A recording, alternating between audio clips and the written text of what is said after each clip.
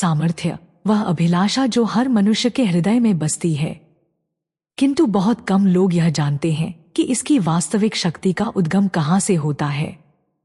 इस संसार में दो प्रकार की चेतनाएं हैं, एक वो जो नियति की धारा के साथ बह जाती हैं और दूसरी वो जो उस धारा की दिशा को मोड़ने का सामर्थ्य रखती हैं।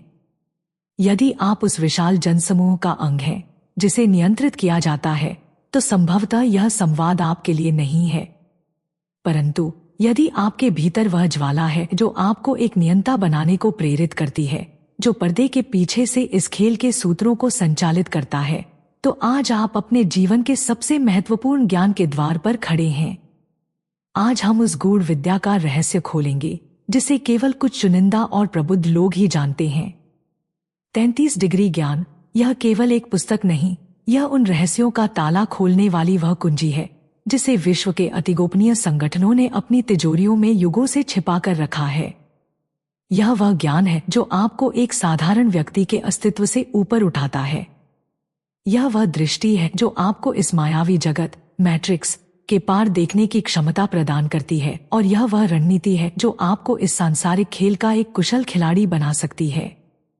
किंतु एक चेतावनी है, यह यात्रा थोड़ी गहरी और लंबी होगी, क्योंकि सच्चा और अमूल्य ज्ञान धैर्य की परीक्षा लेता है। यदि आप क्षणिक मनोरंजन की खोज में हैं, तो यह मार्ग आपके लिए नहीं, पर यदि आप उस गोपनीय सत्य को जानने के साधक हैं तो हमारे साथ आगे बढ़िए, क्योंकि यह यात्रा आपकी सोच की नींव को सदा के लिए बदल सकती है। 33 डिग्री ज्ञान को केवल एक पुस्तक समझना एक भूल होगी, यह स्वयं में एक रहस्य है। यह ग्रंथ उन गोपनीय शिक्षाओं और मानसिक अवस्थाओं पर आधारित है जिनका ज्ञान केवल समाज के सर्वोच्च शिखर पर बैठे लोगों जैसे 33 डिग्री के सदस्यों और गुप्त संगठनों तक ही सीमित रहा है। इस पुस्तक में जीवन, सत्ता, चेतना, ब्रह्मांड और मानसिक नियंत्रण से जुड़े उन गूढ़ सत्यों का अनावरण किया गया है जिन तक पहुंचना साधारण मनुष्य के लिए लगभग असंभव है। इसीलिए यदि आप इस ज्ञान के सार को आत्मसात कर लेते हैं तो आप अपने जीवन की नियति का सूत्र अपने हाथों में थाम सकते हैं। आज हम 7 अध्यायों के माध्यम से इस असाधारण पुस्तक का संपूर्ण सार आपके समक्ष प्रस्तुत करेंगे। अध्याय 1 का आरंभ करने से पूर्व यदि आप हमारे भक्ति पथ चैनल पर नए हैं तो हमसे अभी जुड़ जाएं। हम आपके लिए ऐसे ही गूढ़ ज्ञान, गोपनीय मनोविज्ञान और छिपे हुए सत्यों पर आधारित यात्राएं लाते रहते हैं। यदि आप भी उन चेतनाओं में सम्मिलित होना चाहते हैं जो भीड़ से अलग अपनी पहचान बनाती हैं, तो इस पथ से जुड़ना आपकी उस यात्रा का पहला चरण है। तो चलिए इस रहस्यमय यात्रा का आरंभ करते हैं। अध्याय 1, चेतना का प्रथम सोपान, जागृति अथवा दास्ता। कहते हैं यदि आप इस जगत के विधान से अनभिज्ञ हैं तो आप स्वयं एक कठपुतली बनकर रह जाएंगे। इस संसार का वास्तविक खेल क्या है? यह ऊर्जा और प्रभुत्व का खेल है, किंतु यह सामर्थ्य केवल धन, पद या बाहरी सत्ता तक सीमित नहीं है। इसकी वास्तविक जड़ें आपकी चेतना की गहराई में हैं। आपकी चेतना जिस स्तर पर कंपन करती है वही आपके यथार्थ का निर्माण करती है। और आपकी इसी चेतना को नियंत्रित कौन करता है? इस प्रश्न का उत्तर ही इस ज्ञान का प्रथम रहस्य है। जब आप प्रातःकाल जागते हैं तो आपका प्रथम विचार क्या होता है? आपका संपूर्ण दिवस आपके उसी प्रथम विचार की नींव पर खड़ा होता है। पर क्या आप सच में यह मानते हैं कि यह विचार आपका अपना है?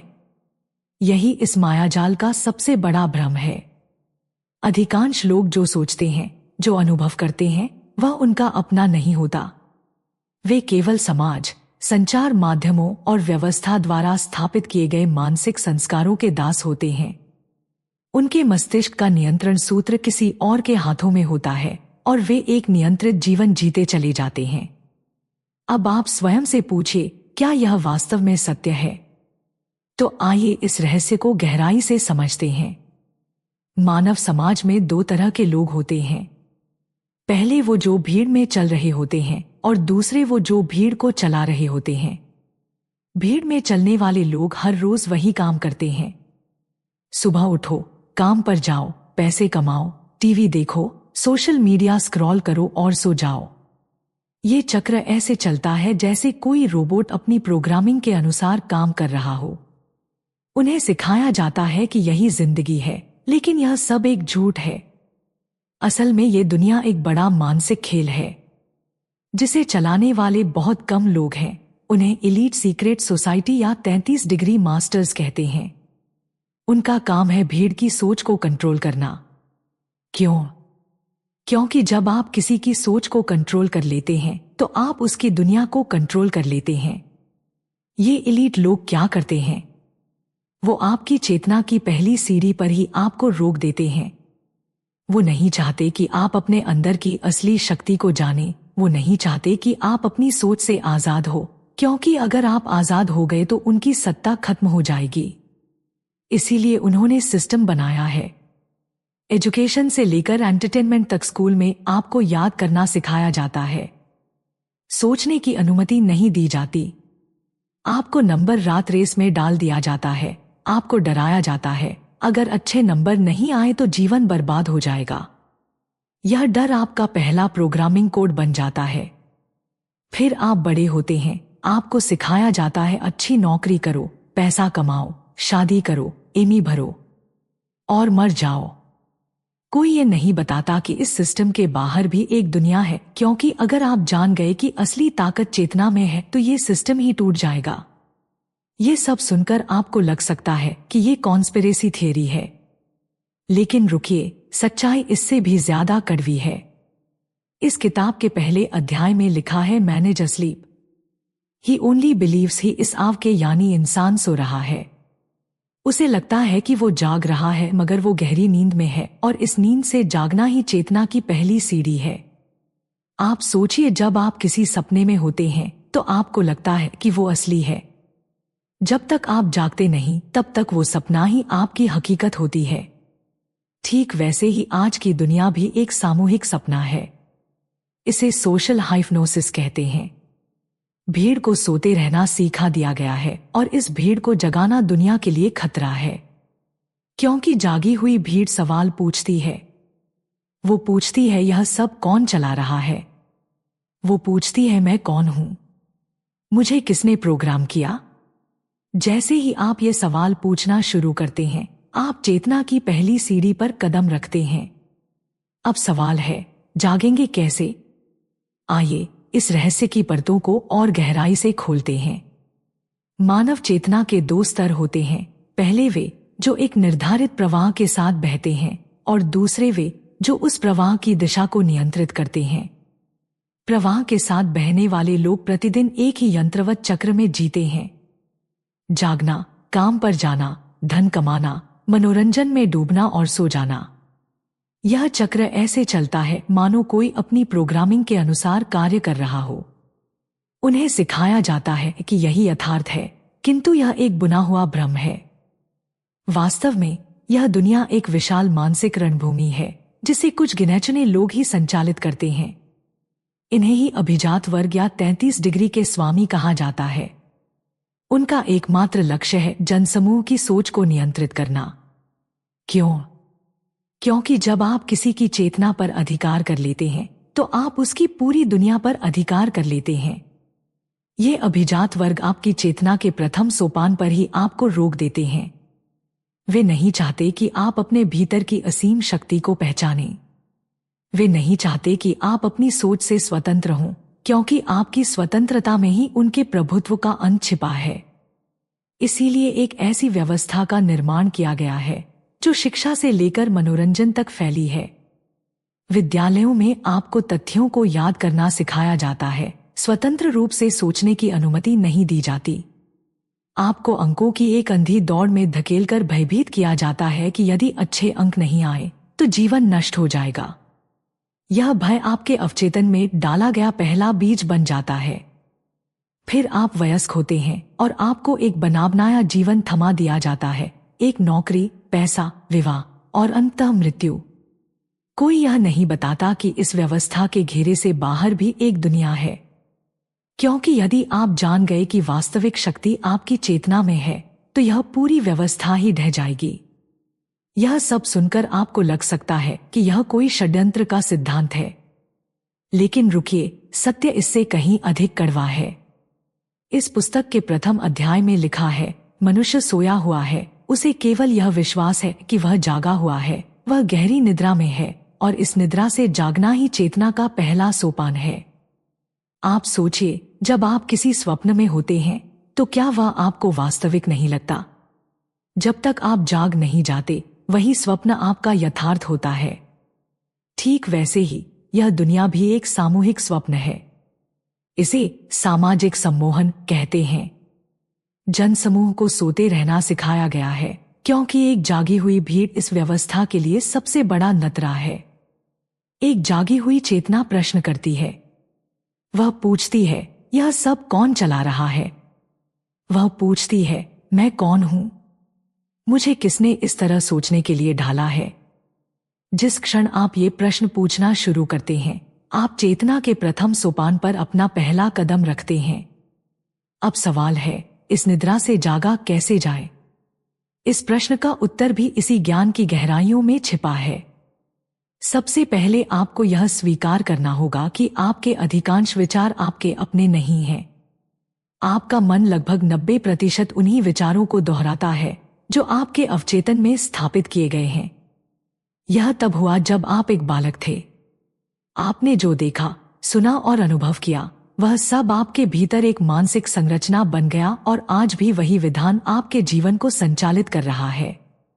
कल्पना कीजिए कि आपका मस्तिष्क एक यंत्र है जिसमें जो प्रणाली, सॉफ्टवेयर स्थापित की गई है, वही आपके हर विचार को दिशा देती है।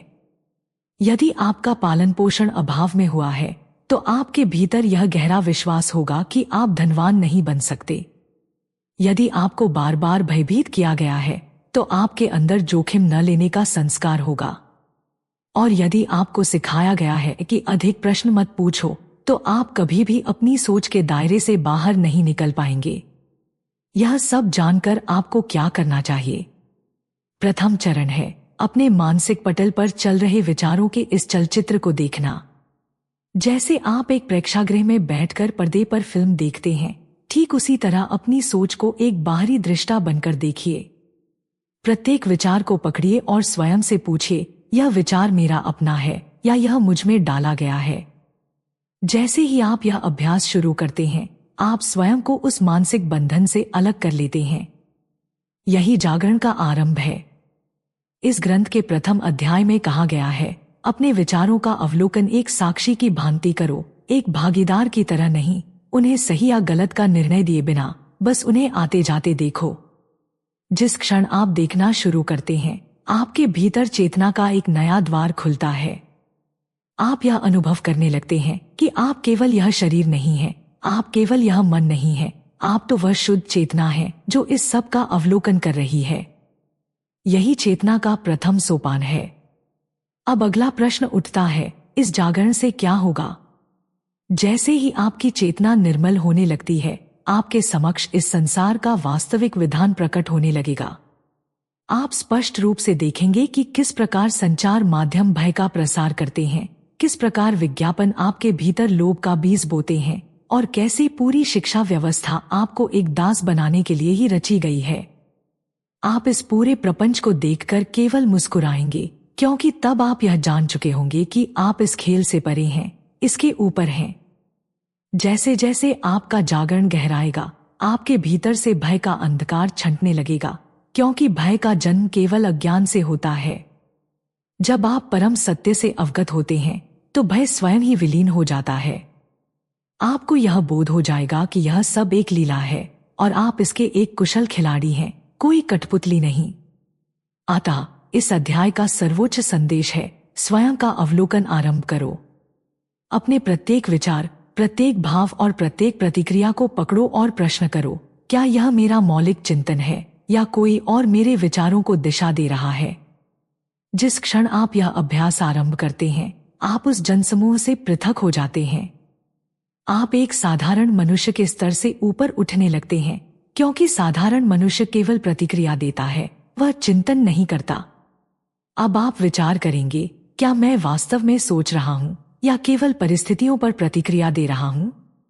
यही 33 डिग्री ज्ञान के मार्ग का प्रथम चरण है। क्योंकि जब तक आप स्वयं को नहीं जानते, जब तक आप अपने विचारों के स्रोत को नहीं पकड़ते, तब तक आप इस सांसारिक खेल को कभी नहीं समझ सकते। आपको केवल नियंत्रित किया जाता रहेगा। किंतु जिस क्षण आप अपनी चेतना के प्रथम सोपान पर आरोहण करते हैं, यह पूरा खेल पलट जाता है। अब आप कठपुतली नहीं रहते, अब आप खिलाड़ी बन जाते हैं। अध्याय 2, शक्ति का विधान। जो दृष्टिगोचर है वह सत्य नहीं। आपने कभी विचारा है कि इस संसार का वास्तविक खेल क्या है? यह धन, सत्ता या प्रसिद्धि का संघर्ष नहीं है। इस जगत का असली खेल है दृष्टिकोण का खेल। एक ऐसा महायुद्ध जो आपके मन में लड़ा जाता है। जो आपको दिखाया जाता है वही आपका यथार्थ बन जाता है, और जो आपसे छिपाया जाता है उसका आपके लिए कोई अस्तित्व ही नहीं रहता। यही इस जगत का सबसे भयावह मायाजाल है। इस अध्याय में हम उसी रहस्य की परतों को खोलेंगे जो साधारण दृष्टि से ओझल रहता है। क्योंकि यदि यह सत्य प्रकट हो गया तो संसार की सत्ता के स्तंभ हिल जाएंगे। अधिकांश लोग यह मानते हैं कि दुनिया जैसी है वैसी ही दिखती है, किंतु यथार्थ यह है कि इस जगत का 99% स्वरूप केवल दृष्टिकोण के हेरफेर पर टिका है। इसे ही दृष्टिकोण का नियंत्रण, परसेप्शन मैनिपुलेशन कहते हैं। अर्थात आपकी सोच और नजरिए को इस प्रकार से ढाला जाता है कि आप परम सत्य तक कभी पहुंच ही न सकें। कल्पना कीजिए, यदि आपके समक्ष निरंतर यह स्थापित किया जाए कि समृद्धि एक पाप है, तो आप क्या मानेंगे? आपके अंतर्मन में धन के प्रति भय और घृणा भर दी जाएगी। आप परिश्रम तो करेंगे, किंतु धन अर्जित करने से पहले ही आपके भीतर अपराधबोध का बीज बो दिया जाएगा। आप कभी यह कल्पना भी नहीं कर पाएंगे कि समृद्धि आपका यथार्थ बन सकती है। यही मानसिक दास्ता का सबसे प्रबल अस्त्र है। इसी विधान पर सत्ता भी कार्य करती है। राजनीति, मीडिया, धर्म, समाज, ये सभी उस एक ही महाखेल की भिन्न भिन्न गोटियां हैं। इनका वास्तविक कार्य है आपके लिए संसार की परिभाषा को गढ़ना, ताकि आप उस परिधि से बाहर कभी सोच ही ना पाएं जो उन्होंने आपके लिए खींच रखी है। इस ग्रंथ के दूसरे अध्याय में लिखा है, आख्यान, नैरेटिव को नियंत्रित करो और तुम प्रजा को नियंत्रित कर लोगे। तो प्रश्न यह उठता है, इस आख्यान को कौन नियंत्रित कर रहा है? ये वो शक्तियां हैं जो नेपथ्य में रहकर कार्य करती हैं, जिन्हें आप संचार माध्यमों पर नहीं देख सकते, जिनके नाम इतिहास के पृष्ठों पर नहीं लिखे जाते, किंतु वे ही इस संसार की सत्ता के वास्तविक सूत्रधार हैं। वे जानते हैं कि जगत को किस रूप में प्रस्तुत करना है, और वे आपको केवल वही दिखाते हैं जो वे चाहते हैं कि आप देखें। वे आपकी भावनाओं को एक अस्त्र की तरह प्रयोग करते हैं, कभी भय से, कभी लोभ से, तो कभी झूठी आशा से। आपको यह भ्रम होता है कि आप अपने निर्णय स्वयं ले रहे हैं, जबकि सत्य यह है कि आपके निर्णय बहुत पहले ही निर्धारित कर दिए जाते हैं। आपके चिंतन की दिशा, आपके विकल्प, आपकी प्राथमिकताएं, यह सब एक पूर्व नियोजित संरचना का हिस्सा है। उदाहरण के लिए, मीडिया पर जो समाचार दिखाए जाते हैं, वे क्यों दिखाए जाते हैं? क्या वे वास्तव में सबसे महत्वपूर्ण हैं, या वे केवल आपकी चेतना को एक विशेष दिशा में धकेलने के लिए गढ़े गए हैं? आपने देखा होगा, भय पर आधारित समाचारों की बौछार की जाती है। आर्थिक पतन का संकट, युद्ध की विभीषिका, अपराध की कथाएं। ऐसा क्यों? क्योंकि जब मनुष्य भयभीत होता है तो उसकी तर्क शक्ति शून्य हो जाती है। वह केवल वही मानता है जो उसे बताया जाता है। ग्रंथ में लिखा है, भय चेतना को निम्नतम स्तर पर ले आता है, और जब चेतना निम्न होती है तो नियंत्रण सरल हो जाता है। पहले भय का निर्माण करो, फिर उसी भय का समाधान बेचो। यही इस संसार की सबसे सफल व्यावसायिक रणनीति है। आइए इस खेल को और गहराई से समझते हैं। शिक्षा प्रणाली पर दृष्टि डालिए। आपको तथ्यों को कंठस्थ करना सिखाया जाता है, प्रश्न करना नहीं। क्योंकि यदि आप प्रश्न करना सीख गए तो इस पूरी व्यवस्था का ढांचा चरमरा जाएगा। आप पूछेंगे, मैं यह सब क्यों कर रहा हूं? मैं इसी ढांचे में जीवन क्यों जी रहा हूं? यह व्यवस्था नहीं चाहती कि आप ऐसे प्रश्न करें। यही मानसिक दास्ता की प्रथम श्रृंखला है। और जब आप वयस्क होते हैं तो आपके चारों ओर एक कृत्रिम संसार की रचना कर दी जाती है। सामाजिक पटलों पर आपके समक्ष एक ऐसा संसार प्रस्तुत किया जाता है जहां हर कोई सुखी है, संपन्न है और सफल है। आप यह देखकर सोचते हैं, मेरे जीवन में यह सब क्यों नहीं है? और फिर आप उस कृत्रिम संसार की मृगतृष्णा के पीछे भागने लगते हैं, यह जाने बिना कि जो दिखाया जा रहा है वह सत्य का एक अंश भी है या नहीं। आपके मस्तिष्क में एक अदृश्य जाल बिछा दिया जाता है, तुलना का जाल। जब आप स्वयं की तुलना दूसरों से करने लगते हैं तो आपकी चेतना की समस्त ऊर्जा उसी में व्यय हो जाती है। आप अपनी आंतरिक शक्ति को भूल जाते हैं, अपने वास्तविक लक्ष्य से भटक जाते हैं। आप बस एक ऐसी परछाई बन जाते हैं जो दूसरों जैसा बनने की होड़ में अपना अस्तित्व ही खो देती है। यही दृष्टिकोण के नियंत्रण का सबसे भयावह पक्ष है। ग्रंथ की एक पंक्ति कहती है, वास्तविक कारागार ईंटों की दीवारों से नहीं अपितु विचारों की दीवारों से निर्मित होता है। और आज का मानव एक ऐसे ही मानसिक कारागार में बंदी है जिसका नाम है आभासी यथार्थ। तो फिर इस कारागार से बाहर कैसे निकलें? इस मायाजाल को कैसे भेदा जाए? प्रथम चरण है साक्षी भाव। जिस क्षण आप यह समझ जाते हैं कि यह एक खेल चल रहा है, आप उस खेल से मुक्त होने लगते हैं। आपको बोध हो जाता है कि जो दिख रहा है वह पूर्ण सत्य नहीं है। तब आप प्रश्न करते हैं, मैं यह क्या देख रहा हूं?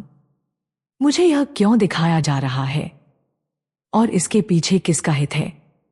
ये प्रश्न ही आपकी मुक्ति के प्रथम सूत्र हैं। इसके पश्चात दूसरा चरण आता है मौन। कोलाहल से दूर होकर स्वयं से संवाद करना। जब आप एकांत में बैठकर अपने अंतर्मन से पूछते हैं कि आपको वास्तव में क्या चाहिए, तब सच्चे उत्तर प्रकट होने लगते हैं। तभी आपको यह ज्ञान होता है कि जिन अभिलाषाओं के पीछे आप अब तक दौड़ रहे थे, क्या वे सच में आपकी अपनी थी भी या नहीं? अधिकांश मनुष्य जिन अभिलाषाओं के पीछे भागते हैं वे उनकी अपनी नहीं होती। वे तो समाज, परिवार और व्यवस्था द्वारा उनके अंतर्मन में आरोपित की गई इच्छाएं मात्र हैं। जब आप इस सत्य को समझ जाते हैं तब आप अपने वास्तविक पथ पर चलना आरंभ करते हैं।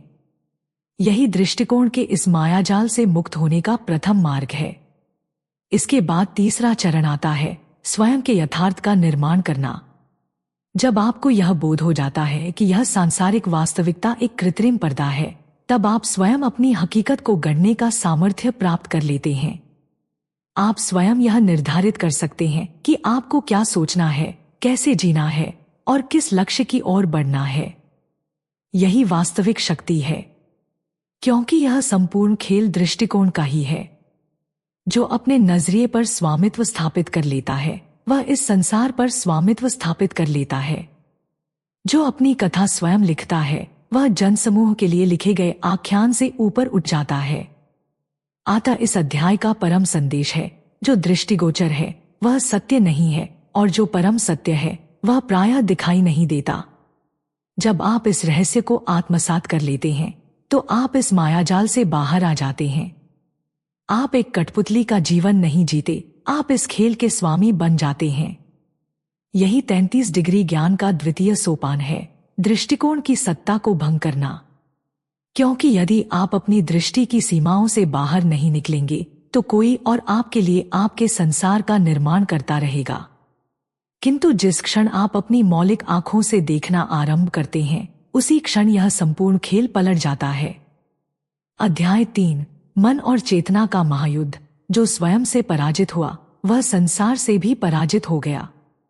संसार के समस्त युद्धों के मूल में केवल एक ही युद्ध है, मन और चेतना का युद्ध। बाहरी जगत में चाहे कितने भी संघर्ष हों, वास्तविक संग्राम आपके भीतर चलता है। और जो इस आंतरिक रणभूमि में पराजित हो जाता है वह बाहरी जगत में कभी विजयी नहीं हो सकता। आपके समक्ष केवल 2 ही मार्ग हैं, या तो आप अपने मन के स्वामी बने या फिर मन आपका स्वामी बन जाएगा। और जिस क्षण मन स्वामी बनता है आप एक दास हो जाते हैं। आपको भ्रम होता है कि आप स्वयं के लिए जी रहे हैं, किंतु यथार्थ में आप अपने ही विचारों द्वारा निर्मित एक अदृश्य कारागार में बंदी होते हैं।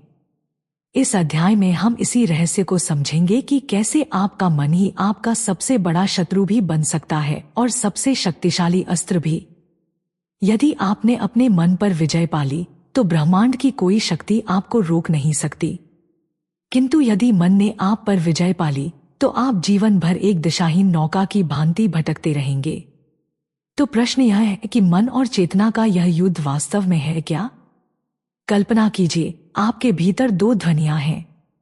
एक ध्वनि कहती है, उठो, कुछ असाधारण करो, अपने जीवन को एक उद्देश्य दो, अपनी सोई हुई शक्ति को जगाओ। यह चेतना की ध्वनि है। और दूसरी ध्वनि कहती है, रहने दो, अभी विश्राम करो, भविष्य में देखेंगे। सभी तो इसी प्रवाह में हैं। यह मन की ध्वनि है। चेतना आपको उत्थान की ओर ले जाना चाहती है, जबकि मन आपको जड़ता में बनाए रखना चाहता है। मन का स्वभाव है सुरक्षा खोजना। वह परिवर्तन से भयभीत होता है। वह कहता है, जो है उसे मत छेड़ो। परिवर्तन में संकट है, स्थिरता में सुख है। किंतु चेतना कहती है, यदि परिवर्तन नहीं तो प्रगति नहीं, और बिना प्रगति के यह जीवन भी मृत्यु के समान है। यही वह वास्तविक युद्ध है जो हर क्षण आपके भीतर चलता है। आपने कई बार संकल्प लिया होगा कि मैं कल से शीघ्र उठूंगा, ज्ञान अर्जित करूंगा, अपने शरीर को साधूंगा। किंतु जैसे ही जागरण का क्षण आता है, आपका मन कहता है, थोड़ा और सो लो, और आप पुनः वही करते हैं जो मन ने कहा। यही आपकी पराजय है।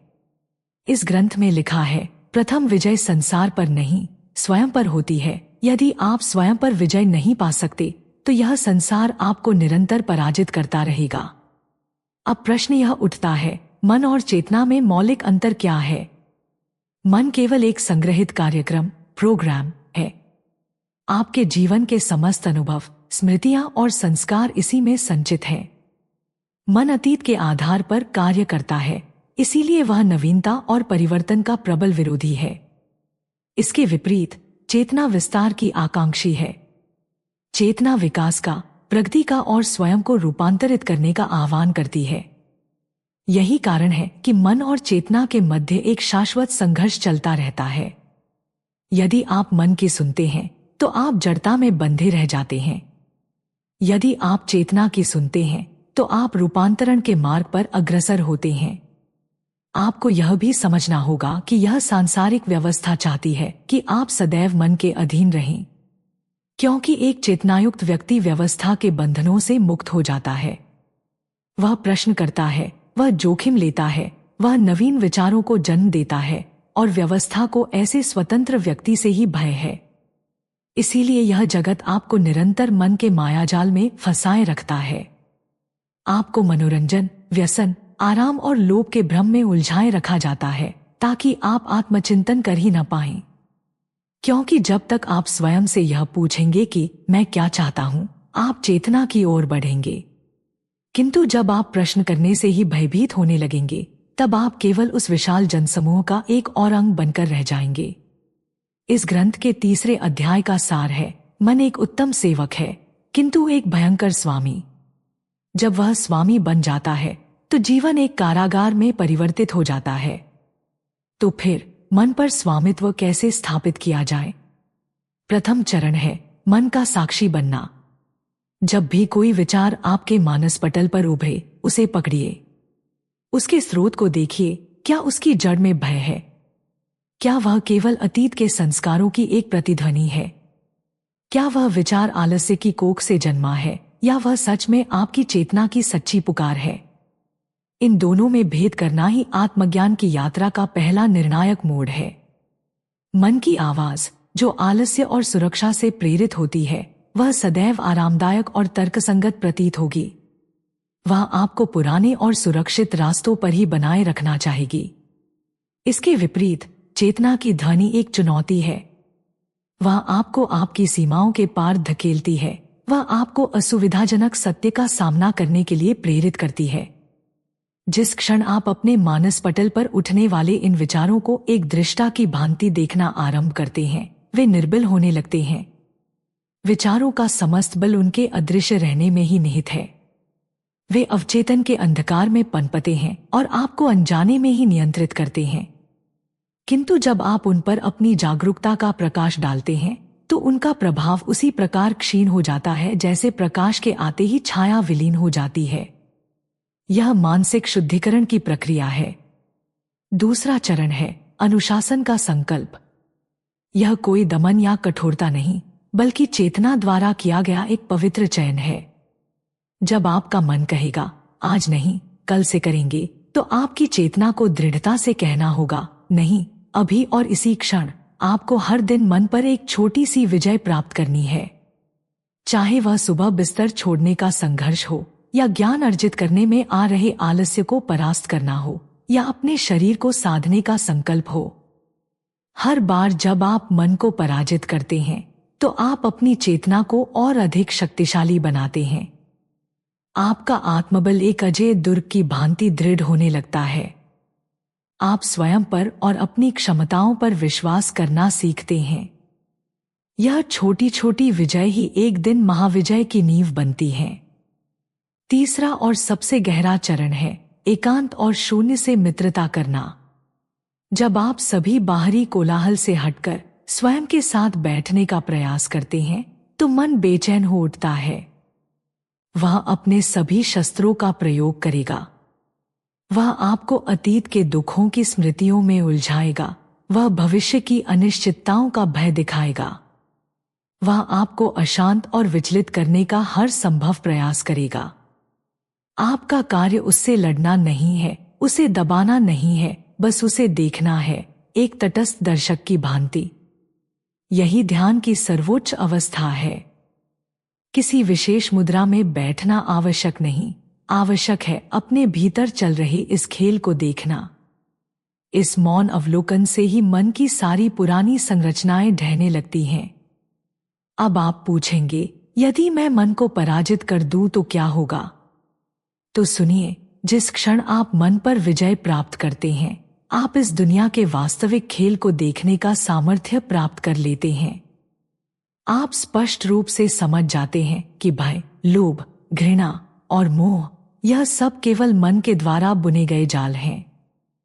और सत्ता इन्हीं जालों का प्रयोग करके आपको अपना दास बनाती है। जब आप इन मानसिक बंधनों से ऊपर उठते हैं, तब आप स्वयं को जानते हैं। तब आपको यह बोध होता है कि आप केवल यह नश्वर शरीर नहीं है, आप यह चंचल मन नहीं है, आप वह शाश्वत और शुद्ध चेतना हैं। तब आपको यह भी दिखाई देने लगता है कि इस संसार की सत्ता कैसे काम करती है, कैसे लोग दूसरों के मन को नियंत्रित करके उन्हें अपनी कठपुतली बनाते हैं, कैसे बड़े बड़े निगम, राजनेता और संगठन आपके मन को अपने हितों के अनुसार दिशा देते हैं। और उसी क्षण आप इस खेल से बाहर आ जाते हैं। यही वास्तविक स्वतंत्रता है। इस ग्रंथ के तीसरे अध्याय की अंतिम और सबसे शक्तिशाली पंक्ति है, वास्तविक युद्ध सदैव भीतर है। यदि तुम वहां जीत गए तो तुम सर्वत्र विजयी हो। अतः इस अध्याय का गूढ़ सार यही है, अपने मन का अवलोकन करो, उसकी प्रकृति को समझो और धीरे धीरे उस पर स्वामित्व स्थापित करो। यही चेतना के आरोहण का तीसरा सोपान है। यही 33 डिग्री ज्ञान का तीसरा महान रहस्य है। क्योंकि जिसने अपने मन को जीत लिया, वह इस ब्रह्मांड का सबसे बड़ा विजेता बन गया। अध्याय 4, जगत के संचालन का अदृश्य विधान शक्ति प्रदर्शन में नहीं, गोपनीय नियंत्रण में है। जब भी आपके मस्तिष्क में सत्ता शब्द गूंजता है, तो कैसी छवि उभरती है? किसी सिंहासन पर बैठा सम्राट, कोई लौह पुरुष तानाशाह, या कोई धनाढ्य उद्योगपति? क्या वह जो आपको मंच पर खड़ा दिखाई देता है, वही वास्तविक शक्ति का केंद्र है? नहीं, यह केवल एक भ्रम है, एक आवरण। संसार की वास्तविक सत्ता वह है जो दृष्टि से ओझल है। वह शक्ति जो पर्दे के पीछे से इस विश्व नाटक का संचालन करती है, जो लोगों के विचारों, उनके निर्णयों और उनके जीवन की दिशा को बिना प्रकट हुए ही नियंत्रित करती है। इस अध्याय में हम उसी गुप्त शक्ति के रहस्य का अनावरण करेंगे। इस ग्रंथ में स्पष्ट लिखा है, सच्चा सामर्थ्य स्वयं को प्रदर्शित करने में नहीं, अपितु अदृश्य रहकर सब कुछ नियंत्रित करने में है। जो सत्ता अपनी उपस्थिति का ढंढोरा पीटती है, वह दुर्बल होती है। वास्तविक शक्ति तो मौन रहकर, बिना अपनी पहचान बताए, इतिहास की धारा को मोड़ देती है। आइए इस विधान को और अधिक गहराई से समझते हैं। इस जगत में होने वाले बड़े बड़े परिवर्तन कभी भी आकस्मिक नहीं होते। चाहे वह कोई वैश्विक आर्थिक संकट हो, किसी महायुद्ध का आरंभ हो, किसी नई तकनीक का उदय हो या समाज में किसी नई विचारधारा का प्रसार हो, यह सब एक वृहद योजना के अंतर्गत होता है। किसकी योजना? उन चेतनाओं की जो नेपथ्य में स्थित हैं, जिन्हें आप जानते नहीं, पर जो आपके जीवन के हर पहलू को संचालित कर रही हैं। किसी भी समाज को नियंत्रित करने के 4 महाअस्त्र होते हैं: धन का प्रवाह, सूचना का स्वामित्व, भय का निर्माण और व्यवस्था का नियंत्रण। जिसके हाथों में इन चारों की बागडोर है, वह इस संसार के जनसमूह को अपनी इच्छा के अनुसार किसी भी दिशा में हाँक सकता है।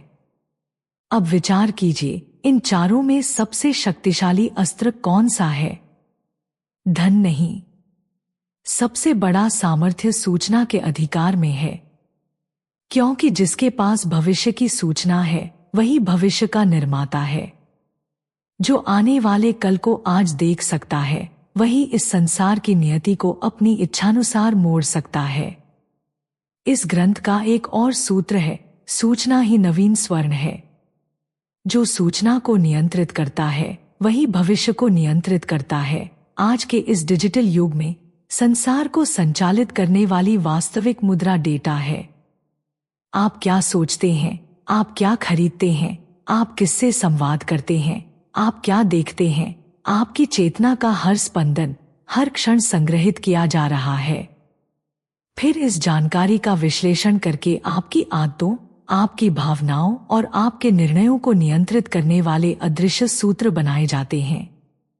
आपको यह भ्रम होता है कि आप स्वतंत्र रूप से सोच रहे हैं, पर क्या यह सच है?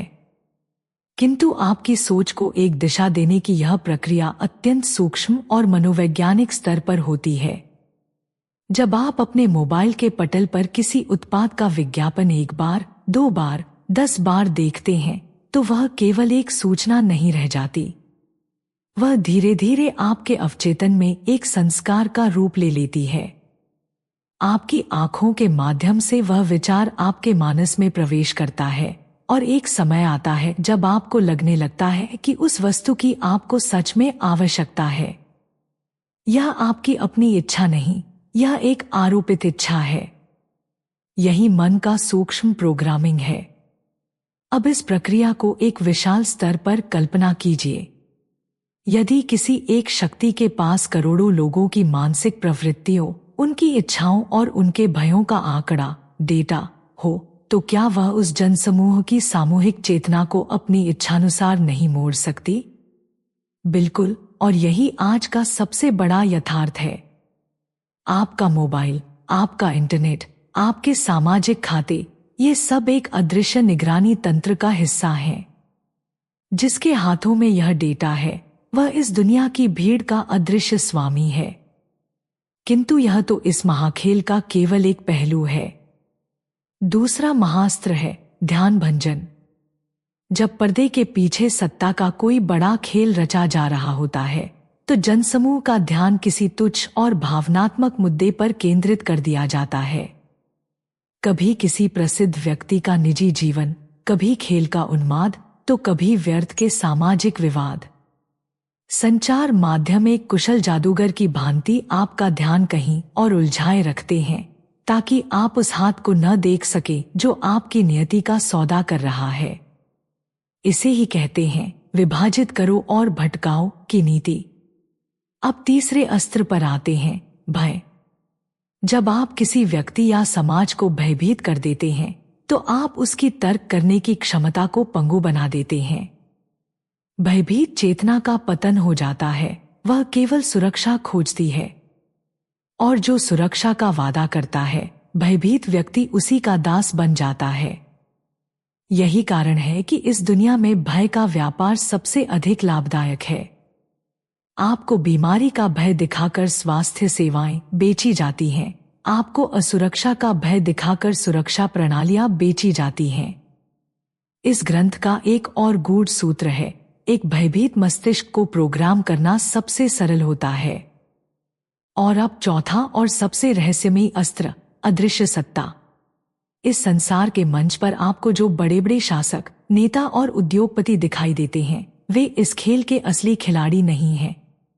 वे तो केवल शतरंज के मोहरे हैं जिन्हें आगे बढ़ाया जाता है। असली खिलाड़ी तो पर्दे के पीछे हैं, जो किसी राष्ट्र की सीमाओं या कानूनों से नहीं बंधे। वे गुप्त संगठनों और प्राचीन वंशों का हिस्सा होते हैं, जिनके पास युगों से संचित गूढ़ ज्ञान होता है। इस पुस्तक में बताया गया है कि इतिहास के सभी बड़े परिवर्तनों के पीछे ऐसे ही गुप्त समूह रहे हैं। आज भी ऐसी शक्तियां विद्यमान हैं जो मौन रहकर समाज की दिशा को निर्धारित करती हैं। आपने देखा होगा कि कैसे अचानक कोई नया चलन, ट्रेंड उठता है, कोई नई विचारधारा फैल जाती है या कोई नई तकनीक समाज पर हावी हो जाती है। आपको लगता है कि यह सब स्वतः हो रहा है। नहीं, यह सब एक वृहद सामाजिक अभियांत्रिकी, सोशल इंजीनियरिंग का परिणाम है। मानव मन को एक विशेष दिशा देना एक विज्ञान है, और यह विज्ञान इन गुप्त शक्तियों के अधिकार में है। वे जानते हैं कि किस प्रकार किसी विचार का बीज बोना है, कैसे उसे भावनात्मक खाद पानी देकर एक विशाल वृक्ष बनाना है, और कैसे उसे पूरे जनमानस की सोच का हिस्सा बना देना है। ग्रंथ में लिखा है, जनसमूह का नेतृत्व सत्य से नहीं बल्कि कुशलता से गढ़े गए भ्रमों से किया जाता है। तो क्या इसका अर्थ यह है कि हम सभी केवल चेतनारहित यंत्र हैं? क्या हमारा कोई स्वतंत्र अस्तित्व नहीं है? क्या इस गहन अंधकार में आशा की कोई किरण है? क्या हमारा कोई स्वतंत्र अस्तित्व शेष है?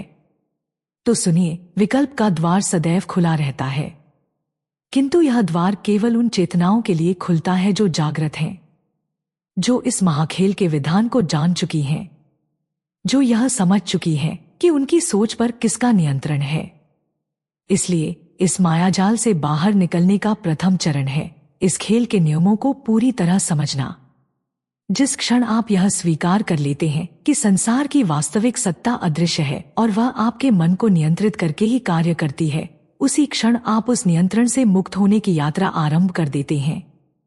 तब आप अपने भीतर काम करना शुरू करते हैं। आप अपने प्रत्येक भय के स्रोत को पहचानते हैं और उसे अपनी चेतना के प्रकाश से विलीन करते हैं। आप यह समझने लगते हैं कि आप जो सूचना ग्रहण कर रहे हैं वह आपके मन को कैसे प्रभावित कर रही है, और आप सचेत होकर अपने मानसिक आहार का चयन करते हैं। आप अपनी सोच के स्वामी बनने लगते हैं, क्योंकि वास्तविक शक्ति किसी बाहरी स्रोत से नहीं आती, वह आपके भीतर के मौन केंद्र से ही उत्पन्न होती है। जब आप स्वयं को बदलते हैं तो आपके लिए इस संसार के नियम भी बदल जाते हैं। तब आप स्पष्ट देख पाते हैं कि कौन असली खिलाड़ी है और कौन केवल एक आज्ञाकारी मोहरा। तब आप अपनी छोटी सी दुनिया के स्वामी बन जाते हैं। जब आप अपने घर, अपने मन और अपने कर्मक्षेत्र में चेतना और व्यवस्था स्थापित करते हैं तो आप भी उस ब्रह्मांडीय सत्ता का एक अंश बन जाते हैं। 33 डिग्री ज्ञान का यही गूढ़ उद्देश्य है, आपको यह दिखाना कि वास्तविक शक्ति छिपी हुई है। जो संसार के मंच पर चमक रहा है वह अक्सर सत्य नहीं होता। असली खेल तो पर्दे के पीछे चलता है। जो उस पर्दे के पार देखने की कला सीख गया वही इस जीवन का सच्चा विजेता है। इस अध्याय का महासंदेश है, जो दृष्टिगोचर है उसके भ्रम में मत उलझो। जो अदृश्य है उसकी खोज करो, क्योंकि परम शक्ति सदैव गोपनीय रहती है। यही 33 डिग्री ज्ञान का चतुर्थ रहस्य है। या तो इस विधान को समझो या फिर सदा के लिए भीड़ का एक और चेहरा बनकर रह जाओ। अध्याय 5, चेतना की चार दीवारी। जब तक तुम स्वयं को नहीं पहचानते, यह संसार तुम्हें एक वस्तु की भांति उपयोग करता रहेगा। जब कोई जनसमूह एक ही दिशा में उन्मत्त होकर भाग रहा हो तो समझ लीजिए कि वहां चिंतन का गला घोंट दिया गया है, क्योंकि भीड़ के लिए स्वतंत्र विचार विष के समान है। विचार से प्रश्न उत्पन्न होते हैं और प्रश्न उस सत्ता की नींव को हिला देते हैं जो आज्ञाकारिता पर टिकी है। इसीलिए इस संसार के अदृश्य नियंता आपको कभी भी गहराई से सोचने का अवसर नहीं देते। वे आपके जीवन को एक ऐसी अंधी दौड़ बना देते हैं जिसमें आपको रुककर यह पूछने का अवकाश ही नहीं मिलता कि मैं कौन हूं और मैं क्यों दौड़ रहा हूं। वे आपको कार्य, मनोरंजन और चिंताओं में इस कदर उलझा देते हैं कि आत्मान्वेषण की कोई संभावना ही नहीं बचती। परंतु यह प्रश्न ही आपके अस्तित्व का मूल है। आप कौन हैं? क्या आप केवल वह भूमिका हैं जो इस समाज ने आपको दी है, या आप उस भूमिका के पार कुछ और हैं? इस ग्रंथ के 5वें अध्याय की प्रथम पंक्ति इस रहस्य को उजागर करती है। अधिकांश मनुष्य अपना जीवन नहीं जी रहे, वे केवल उस किरदार को निभा रहे हैं जो उन्हें सौंपा गया है। आप जन्म लेते हैं और तत्काल ही समाज, परिवार और शिक्षा व्यवस्था आपके लिए एक भूमिका निश्चित कर देती है। किसी से कहा जाता है तुम बुद्धिमान हो, तुम्हें चिकित्सक बनना है। किसी से कहा जाता है तुम दुर्बल हो, तुमसे कुछ नहीं होगा। किसी के अवचेतन में यह डाल दिया जाता है तुम अभाव में जन्मे हो, तुम्हारी नियति अभाव में ही रहना है। और धीरे धीरे, अत्यंत धीरे धीरे मनुष्य स्वयं को वही मान लेता है जो उसे बताया जाता है। यही है वे अदृश्य दीवारें जो समाज, धर्म और संचार माध्यमों ने आपके मानस के चारों ओर खड़ी कर दी हैं। कल्पना कीजिए, जब एक बालक बड़ा होता है तो वह अपने चारों ओर जो कुछ भी देखता है वही उसका सत्य बन जाता है। यदि वह अपने परिवेश में भय, निर्धनता और सीमाओं को देखता है तो वह यह मान लेता है कि संसार का स्वरूप ही ऐसा है। उसका मन उसी सीमित चौखट के भीतर सोचने का आदी हो जाता है। ग्रंथ में लिखा है, आपका मन एक ऐसा कक्ष है जिसकी दीवारें समाज ने निर्मित की हैं। जब तक आप उन दीवारों को ध्वस्त नहीं करते तब तक आप अपने वास्तविक स्वरूप को कभी नहीं जान सकते। आप उस कक्ष के भीतर ही अपनी पूरी जिंदगी बिता देंगे, यह जाने बिना कि उन दीवारों के पार अनंत आकाश है। तो प्रश्न यह है कि ये अदृश्य दीवारें बनती कैसे हैं? इनकी नींव कहाँ रखी जाती है? प्रथम और सबसे शक्तिशाली दीवार है आत्मछवि की दीवार। जन्म के पश्चात समाज एक कुशल मूर्तिकार की भांति आपकी चेतना को एक आकार देना आरंभ कर देता है। आपके भीतर एक प्रतिबिंब बनाया जाता है, तुम दुर्बल हो, तुम असाधारण हो, तुम केवल इतना ही पाने के योग्य हो। यह लेबल आपकी आत्मा पर चिपका दिए जाते हैं और आप जीवन भर उस झूठी पहचान को ही अपना सत्य मानकर जीते हैं। दूसरी दीवार है भय की दीवार। यह अदृश्य बेड़ियां हैं जो आपके पंख काट देती हैं इससे पहले कि आप उड़ने का विचार भी कर सकें। जब भी आपके भीतर से चेतना की कोई नई किरण फूटती है, मन तत्काल भय का अंधकार खड़ा कर देता है। यदि तुम असफल हो गए तो, यदि समाज ने तुम्हारा उपहास किया तो, यदि तुमने सब कुछ खो दिया तो, यह भय आपकी ऊर्जा को सोख लेता है और आपको निष्क्रिय बना देता है। तीसरी और सबसे व्यापक दीवार है जनसमूह की दीवार।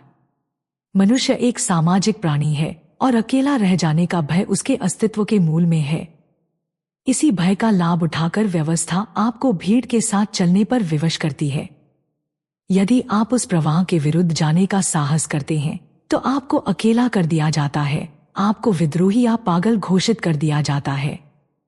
और इसी अकेलेपन के भय से अधिकतर लोग गलत दिशा में चल रही भीड़ का हिस्सा बने रहना स्वीकार कर लेते हैं। और चौथी दीवार है व्यवस्था की दीवार। विद्यालय से लेकर आपके कार्यस्थल तक यह पूरी संरचना आपको एक ही पाठ पढ़ाती है, नियमों का पालन करो, प्रश्न मत करो, जो बताया जा रहा है उसे स्वीकार करो। व्यवस्था को आज्ञाकारी पुर्जे चाहिए, स्वतंत्र निर्माता नहीं। वह आपकी रचनात्मकता को नहीं, आपकी आज्ञाकारिता को पुरस्कृत करती है। अब आप शांत चित्त से विचार कीजिए, क्या आपने कभी इन दीवारों को अपने भीतर महसूस किया है? क्या आपने कभी अपनी सोच को पकड़कर यह पूछा है कि मैं ऐसा क्यों सोचता हूँ? यदि नहीं, तो संभव है कि आप भी एक ऐसी भूमिका निभा रहे हैं जिसकी पटकथा किसी और ने लिखी है। आप अपने जीवन के नायक नहीं, केवल एक पात्र हैं जो किसी और के लिखे संवाद बोल रहा है।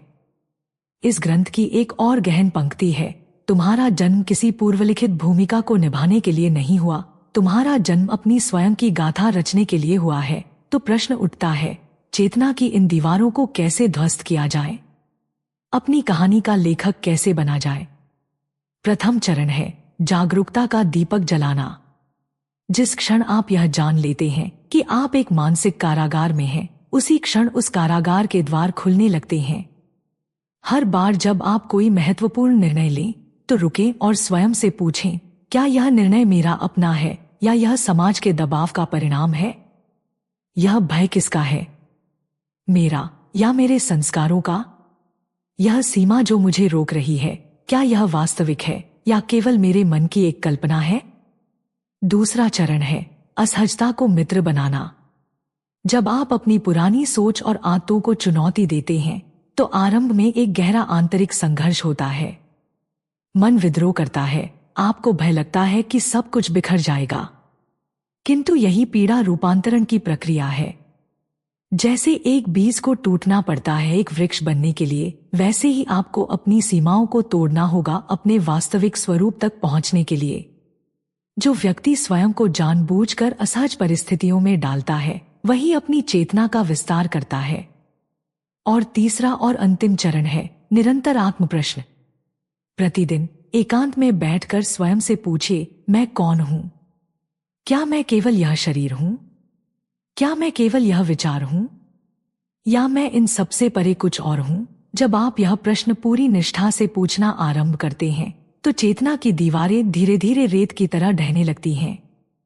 आपके मन का आकाश विस्तृत होने लगता है और आपको किसी और के द्वारा दी गई पहचान की आवश्यकता नहीं रहती। यही 33 डिग्री ज्ञान का 5वां महान रहस्य है। जब तक आप स्वयं को नहीं पहचानते, यह संसार आपको एक वस्तु की भांति उपयोग करता रहेगा। अब यह प्रश्न मैं आपसे पूछता हूं, क्या आपने कभी अपनी चेतना की इन दीवारों को अनुभव किया है?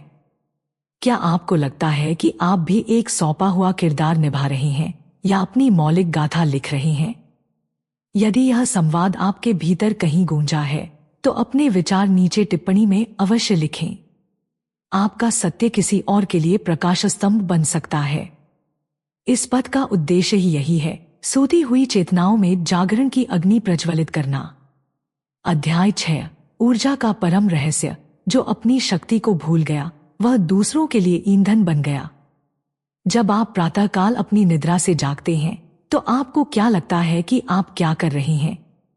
क्या आप एक जीवन जी रहे हैं या अपने भविष्य का निर्माण कर रहे हैं?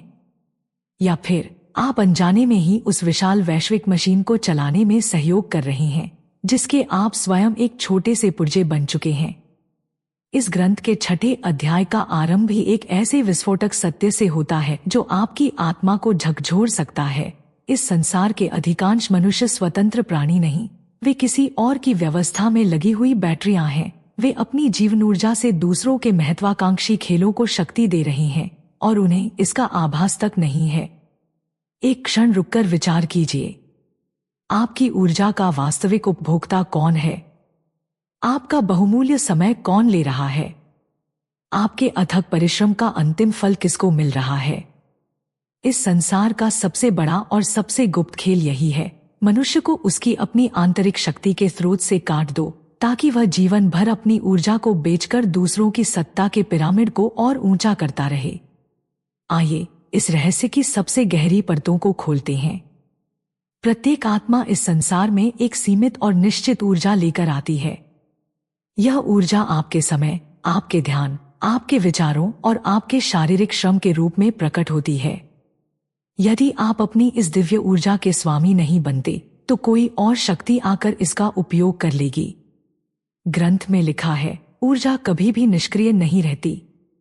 यदि तुम इसका उपयोग स्वयं की उन्नति के लिए नहीं करोगे तो कोई और इसका उपयोग तुम्हारे विरुद्ध करेगा। आपकी जीवन शक्ति एक बहती हुई नदी की तरह है। यदि आप उसके प्रवाह को दिशा देकर अपने खेतों की सिंचाई नहीं करते तो कोई और उस पर बांध बनाकर उसे अपनी बंजर भूमि की ओर मोड़ ले जाएगा। अब अपने दैनिक जीवन का ईमानदारी से अवलोकन कीजिए। आप अपनी ऊर्जा का सबसे बड़ा भाग कहाँ व्यय कर रहे हैं? क्या आपने कभी यह गिना है कि आप दिन में कितनी बार अपना मोबाइल फोन उठाते हैं, कितनी बार बिना किसी उद्देश्य के अंतहीन सूचनाओं में खो जाते हैं और कितने घंटे ऐसे कार्यों में लगाते हैं जिनका आपके आत्मिक विकास से कोई लेना देना नहीं है? यही आपकी ऊर्जा की अदृश्य चोरी है। जब आप अपना ध्यान भटकाते हैं तो आपकी चेतना की शक्ति धीरे धीरे क्षीण होती जाती है। आप दिन के अंत में थका हुआ तो अनुभव करते हैं, किंतु आपको यह पता नहीं चलता कि यह थकान आई कहां से। यह थकान शारीरिक नहीं, यह आत्मिक है, क्योंकि आपकी ऊर्जा आपके अपने विकास में नहीं बल्कि दूसरों की व्यवस्था को चलाने में खर्च हुई है। जैसे कोई सामाजिक मीडिया कंपनी आपके ध्यान को बेचकर खरबों का साम्राज्य खड़ा करती है, जैसे कोई विज्ञापन एजेंसी आपके मन में अपनी इच्छाओं का बीज बो देती है, जैसे कोई निगम आपके जीवन के सबसे ऊर्जावान घंटे खरीदकर आपको एक छोटा सा वेतन देता है ताकि आप उसकी मशीन को चलाते रहें। यह सब एक वृहद ऊर्जा चक्र है और जो इस चक्र से अनभिज्ञ है वह सदैव अपनी ऊर्जा दूसरों को समर्पित करता रहेगा। अब सबसे महत्वपूर्ण प्रश्न उठता है, इस अदृश्य चोरी से कैसे बचा जाए? अपनी आत्मिक ऊर्जा को पुनः कैसे प्राप्त किया जाए और उसे केवल अपने उत्थान के लिए कैसे उपयोग किया जाए? इस ऊर्जा चक्र को भेदने का प्रथम और सबसे महत्वपूर्ण चरण है अपने ध्यान की रक्षा करना। आपका ध्यान, अटेंशन, ही आपकी चेतना की मुद्रा है। आप इसे जहां भी निवेश करते हैं, आपकी जीवन शक्ति उसी दिशा में प्रवाहित होने लगती है। यदि आप इसे बिखरी हुई छोटी छोटी निरर्थक वस्तुओं पर व्यय करते हैं तो आपकी शक्ति एक छलनी की भांति रिस कर समाप्त हो जाएगी। किंतु यदि आप इसे अपने एक निश्चित लक्ष्य पर एकाग्र करते हैं तो यही ऊर्जा एक लेजर किरण की भांति शक्तिशाली होकर किसी भी बाधा को भेद सकती है। यही शक्ति का मूल स्रोत है।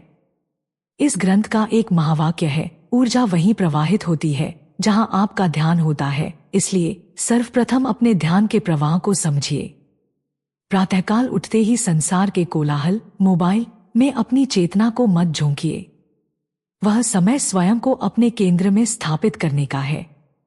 दिन में कई बार रुककर स्वयं से यह प्रश्न कीजिए, इस क्षण मेरी ऊर्जा कहाँ जा रही है? क्या मैं इसका निवेश कर रहा हूं या इसे व्यर्थ गवा रहा हूं? दूसरा चरण है नहीं कहने की कला में निपुण होना।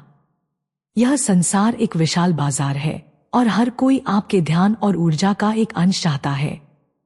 यह देखो, यह खरीदो, यह सुनो, इस पर क्रोध करो, उस पर अपनी राय दो। यदि आपने हर पुकार पर अपनी सहमति दे दी तो दिन के अंत में आपके पास स्वयं के लिए कुछ भी शेष नहीं रहेगा। आपको दृढ़ता से नहीं कहना सीखना होगा। यह अहंकार नहीं, यह आत्मसंरक्षण है। आपको यह निर्धारित करना होगा कि आपकी ऊर्जा का प्रवाह कहाँ जाएगा, क्योंकि यदि आप यह निर्णय नहीं लेंगे तो यह दुनिया आपके लिए यह निर्णय लेगी। प्रत्येक बाहरी हाँ आपके आंतरिक स्व के लिए एक ना है। आपको अपनी सीमाओं का निर्माण करना होगा, एक अदृश्य दुर्ग की तरह, जिसके द्वार केवल उन्हीं विचारों और कार्यों के लिए खुलते हैं जो आपके परम लक्ष्य के साथ संरेखित हों। तीसरा और अत्यंत महत्वपूर्ण चरण है ऊर्जा के चोरों की पहचान करना। वे कौन से लोग हैं जिनके संपर्क में आने के बाद आप स्वयं को थका हुआ और निर्बल महसूस करते हैं? वे कौन सी आदतें हैं जो आपकी शक्ति को दीमक की तरह खा रही हैं? वे कौन से विचार हैं जो बार बार आकर आपके मन की शांति भंग करते हैं? जब आप इन ऊर्जा चोरों को पहचान लेते हैं तभी आप उन्हें रोक सकते हैं। ग्रंथ में कहा गया है, जागरूकता ही ऊर्जा की चोरी के विरुद्ध प्रथम कवच है। अपनी चेतना का दीपक जलाइए और अपने जीवन के हर कोने में देखिए कौन से संबंध आपको पोषित कर रहे हैं और कौन से आपका शोषण कर रहे हैं। कौन सी जानकारी आपको सशक्त बना रही है और कौन सी केवल आपका समय नष्ट कर रही है। इस निर्मम आत्मविश्लेषण के बिना आप सदैव लुटते रहेंगे।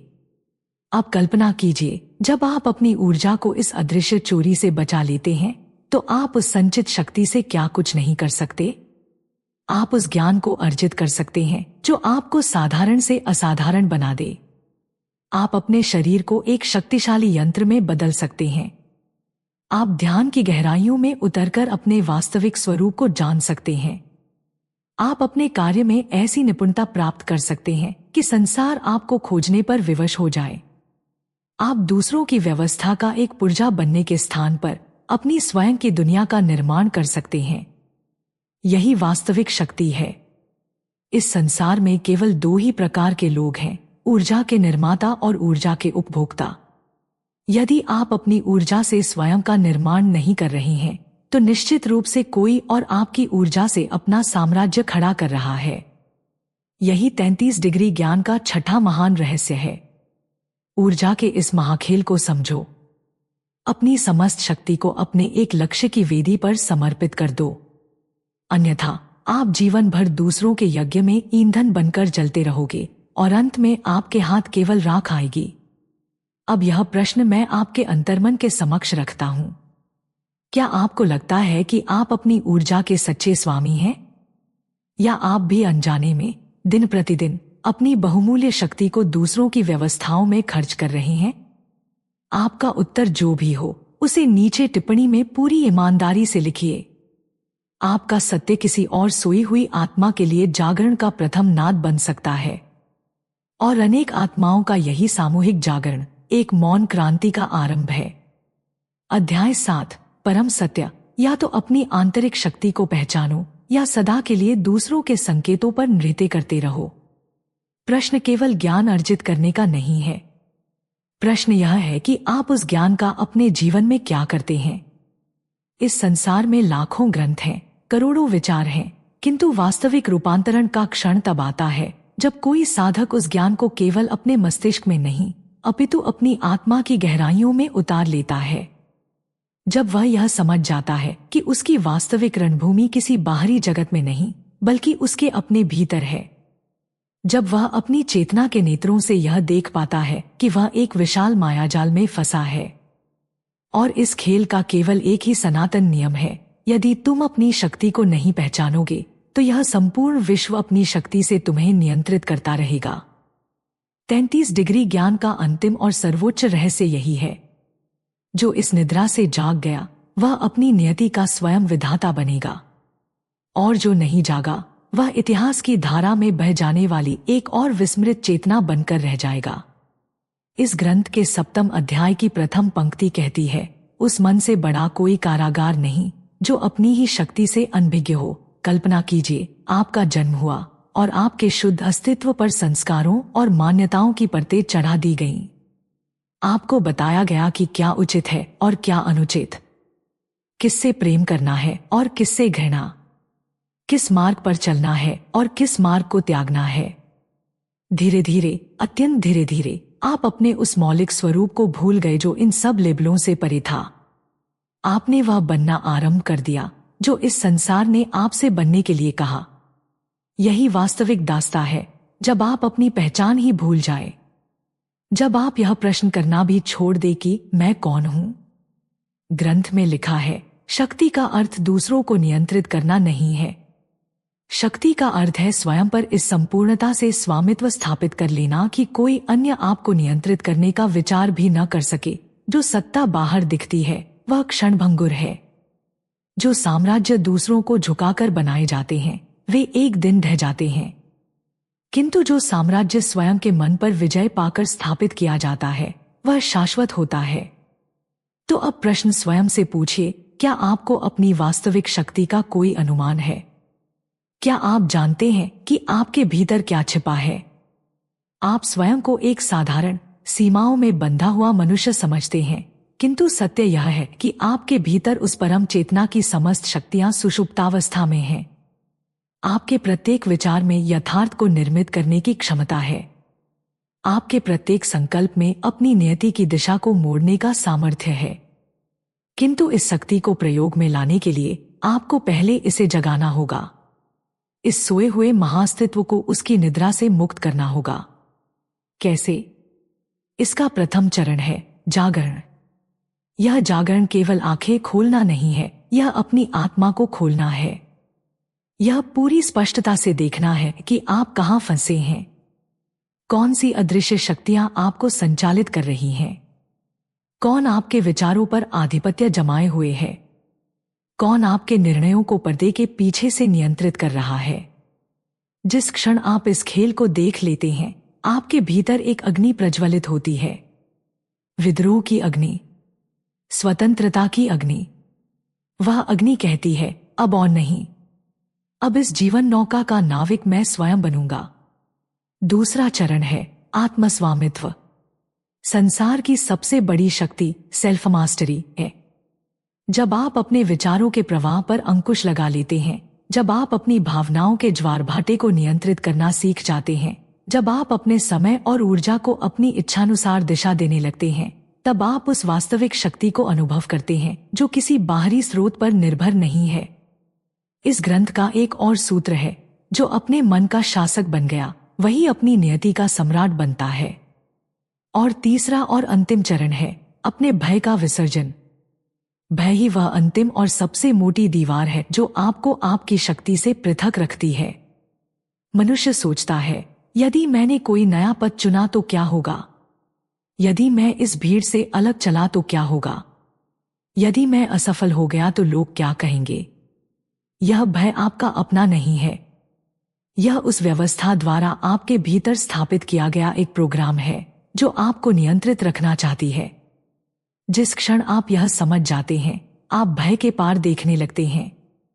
आप यह जानते हैं कि असफलता केवल एक अनुभव है, लोगों की राय केवल एक क्षणिक ध्वनि है, और आपका सत्य इन सबसे कहीं अधिक बड़ा और स्थायी है। जब आप भय के बावजूद कर्म करने का साहस करते हैं, तब आप अपनी सभी अदृश्य जंजीरों को तोड़ देते हैं। आप स्वतंत्र हो जाते हैं।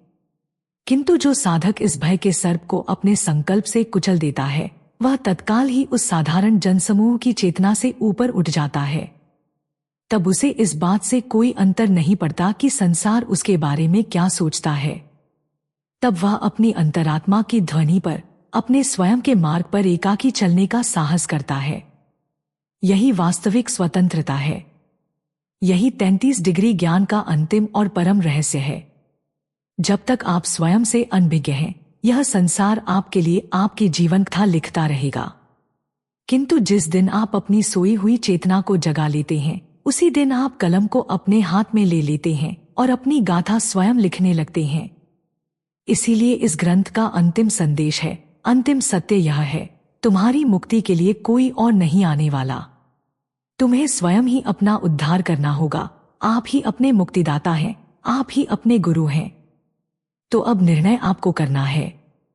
क्या आप उसी विचार शून्य भीड़ का हिस्सा बने रहना चाहते हैं जो एक निर्धारित पथ पर यंत्रवत चलती रहती है, या फिर आप अपनी उस अनंत शक्ति को पहचानना चाहते हैं जो आपके भीतर युगों से प्रतीक्षा कर रही है? यदि आपका उत्तर दूसरा है, तो आज इसी क्षण से अपनी यात्रा का आरंभ करें। छोटे छोटे किंतु दृढ़ कदम उठाइए।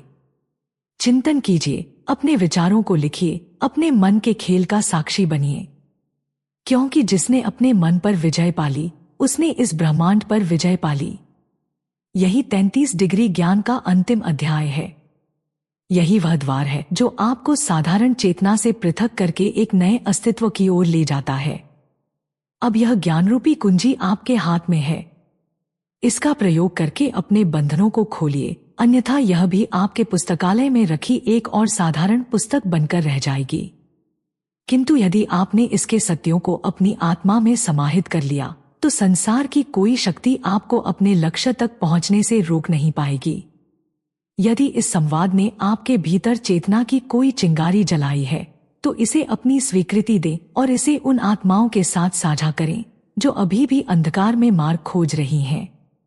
और यदि आप ऐसे ही गूढ़, रहस्यमयी और जीवन को रूपांतरित करने वाले ज्ञान की गहराइयों में उतरना चाहते हैं, तो हमारे भक्ति पथ चैनल से अभी जुड़ जाएं, क्योंकि हमारी अगली यात्रा और भी गहन सत्यों की ओर होगी।